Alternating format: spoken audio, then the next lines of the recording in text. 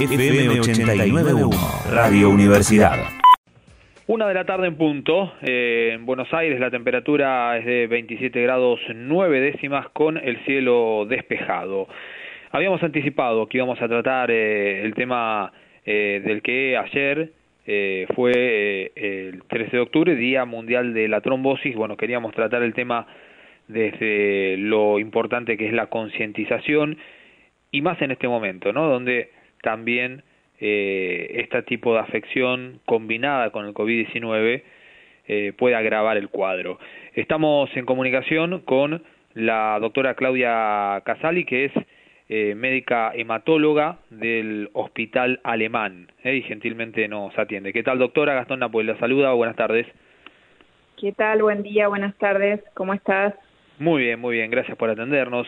Bueno, queríamos concientizar un poco también a nuestra audiencia sobre lo que representa la trombosis y más en esta actualidad, ¿no? En este contexto de pandemia, porque es una afección que está también íntimamente ligada, ¿no?, con el virus.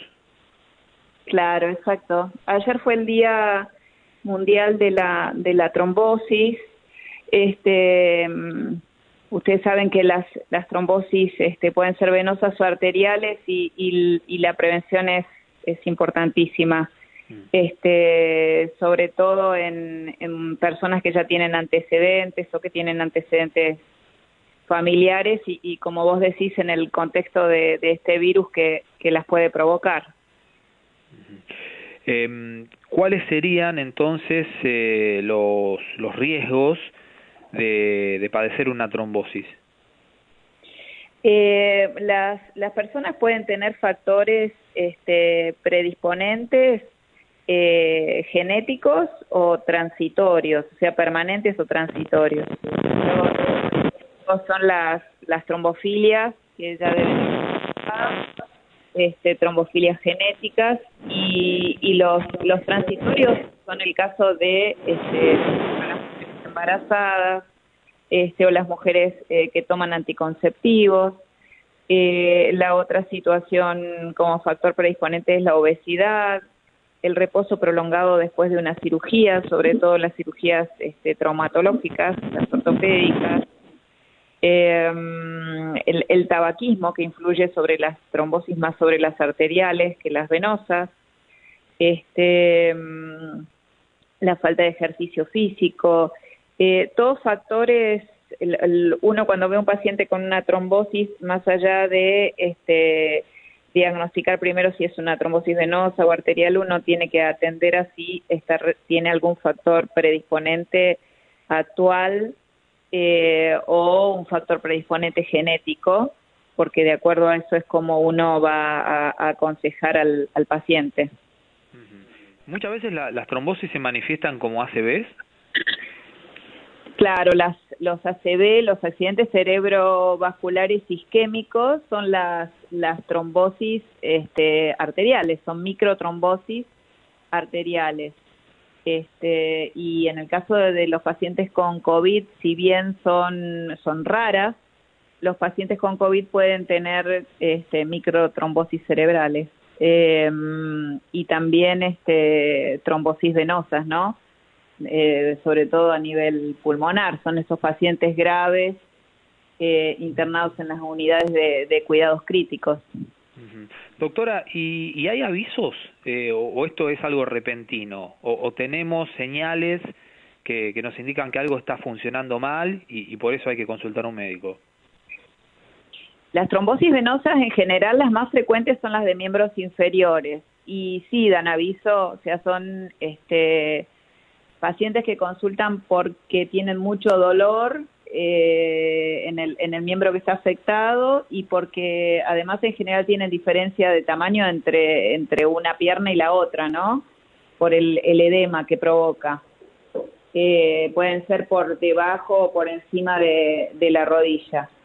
Y luego las trombosis, cuando son pulmonares, pueden dar falta de aire. En los casos leves, por ejemplo, otro gran factor predisponente son las neoplasias, o sea, los tumores. Y entonces muchas veces los pacientes tienen alguna neoplasia, algún tumor, y tienen una trombosis pulmonar asintomática y solamente se evidencia por la imagen cuando la trombosis es muy pequeña. Cuando le hacen la tomografía por algún otro motivo, entonces se evidencian la trombosis pulmonar. Estos sí son pequeñas, sino en general dan sintomatología, como te decía, la falta de aire. Claro.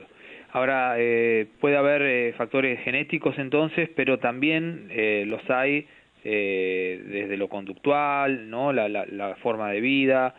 En eso también hay que hacer mucho hincapié, ¿no? En tener una vida sana, en donde, bueno, hay que tratar también de consultar al médico y saber por dónde hay que moverse para evitar que a lo mejor algo que puede ser genético despierte antes, ¿no? Exactamente, porque esto que decís vos es muy importante, porque cuando un paciente tiene una trombosis, la causa es multicausal.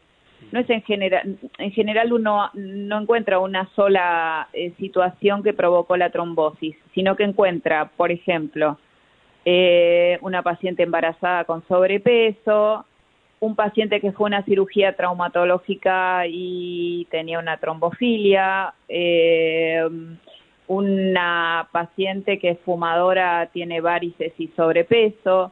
Entonces, por eso digo, es multicausal, es la suma de varios factores de riesgo lo que hace a que se produzca el evento, ¿se entiende? Seguro, seguro. ¿Y cuál es el tratamiento? ¿Cuáles son los tratamientos? El tratamiento de las trombosis venosas es la anticoagulación, o sea, dar una medicación para que ese trombo se resuelva, se disgregue. Y el tratamiento de las trombosis arteriales es con antiagregantes. La aspirina es el antiagregante más conocido. Y el tratamiento depende, el tiempo depende del sitio de la trombosis. Al principio el anticoagulante que uno podría usar es la heparina, sobre todo si el paciente está internado, y luego se pueden usar anticoagulantes orales. No hay tratamientos quirúrgicos, ¿o sí? No, existe el tratamiento quirúrgico, la trombectomía, pero es en situaciones muy particulares, muy especiales, situaciones de riesgo de un paciente internado y como último recurso. Es raro llegar a ese punto. ¿Afecta más a hombres o a mujeres? Afecta por igual. En los últimos años se hicieron muchos estudios. Las mujeres en algún periodo de la vida están más afectadas cuando por los embarazos, por los partos, o por el uso de anticonceptivos. En ese punto, en la edad fértil, hay propensión a que la mujer sea más prevalente, pero la realidad es que afectan por igual a hombres que a mujeres. ¿Y en cuanto a franjas etarias? Y por encima de los 60 años es un factor de riesgo mayor. Los factores de riesgo más importantes son la obesidad, por eso lo que vos decías de atender a la alimentación, al ejercicio físico. La obesidad es un factor de riesgo importante, el índice de masa corporal por encima de 25. Claro. Hipertensión también, ¿no? La hipertensión es un factor de riesgo para las trombosis arteriales, para las trombosis, por ejemplo, las cardíacas, las cardiovasculares o los accidentes cerebrovasculares isquémicos. Por eso son dos grandes grupos, ¿no? Una son las trombosis venosas y otras son las trombosis en territorio de arterias. Claro. Queríamos aprovechar la doctora para consultarla sobre el COVID-19, los tratamientos, porque también, ¿no? Obviamente es una enfermedad que es una enfermedad, podemos clasificarla dentro de las afecciones inflamatorias, ¿no? Entonces, dentro de los tratamientos que se están implementando, bueno, trascendió mucho el tratamiento con plasma, ¿no? De pacientes recuperados. Claro. ¿Cuán eficaz está siendo? ¿Qué es lo que ustedes también observan respecto a si puede llegar a haber algunas variantes, ¿no? a ese tratamiento como por ejemplo sabemos se está probando mucho con antivirales que se usaron en pacientes con HIV. Sí, exactamente. Bueno, el tratamiento con plasma de convalecientes, los resultados fueron desfavorables. No hay buenas expectativas con el tratamiento con plasma de convalecientes. Se hizo un estudio importante en nuestro país y los resultados no fueron satisfactorios, lamentablemente. Así es que se están probando diversos antiinflamatorios, como vos decís, sobre todo los antivirales que son usados en pacientes para tratar el virus HIV. El Remdesivir es una de las drogas ahora que están a prueba, pero son todos tratamientos que están ahora en ensayos clínicos.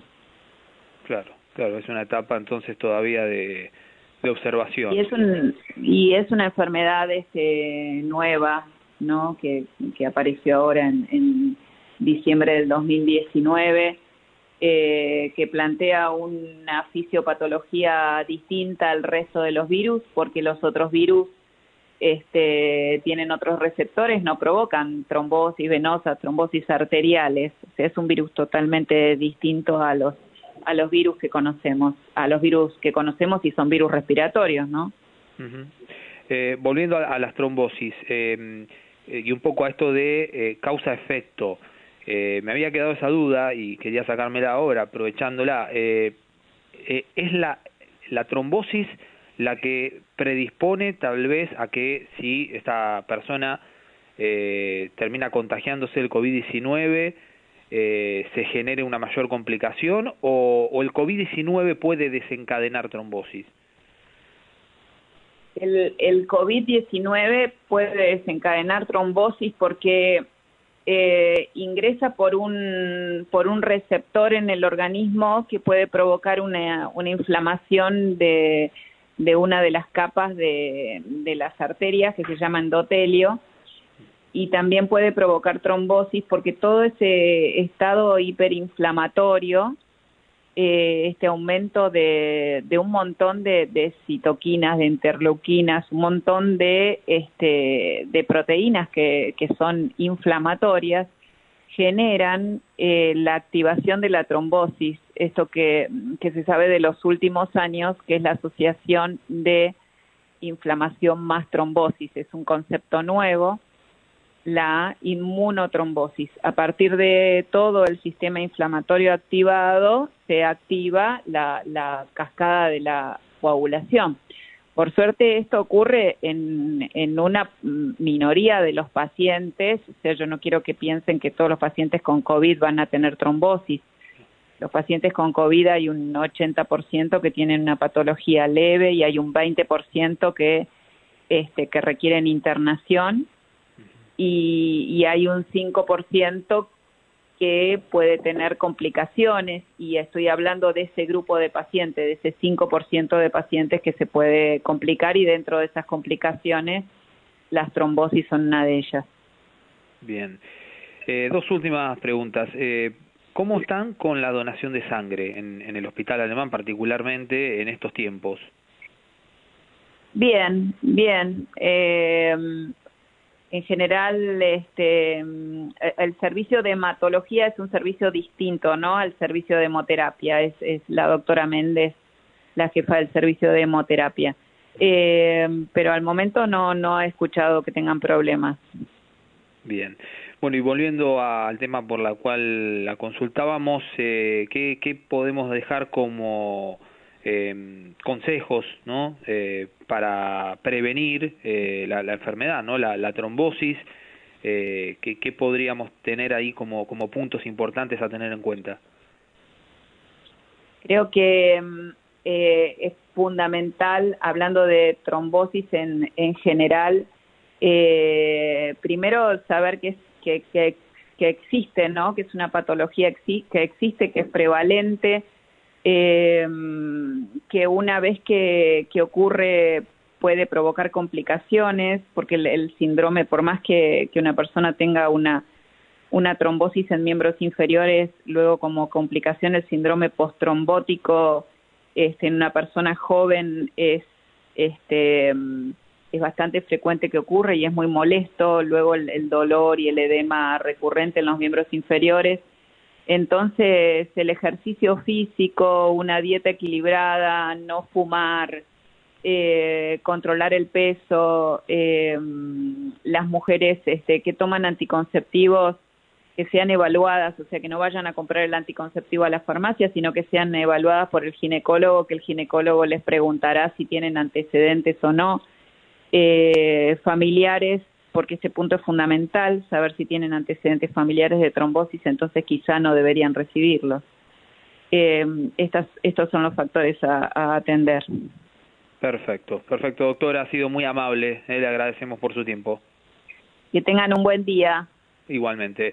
La doctora Claudia Casali, médica hematóloga del Hospital Alemán, hablándonos sobre la concientización de esta enfermedad, la trombosis. Ayer fue el Día Mundial y también, bueno, explicando las complicaciones derivadas de COVID-19. Desde la Universidad Nacional de La Matanza, Radio Universidad FM 89.1. Siempre cerca.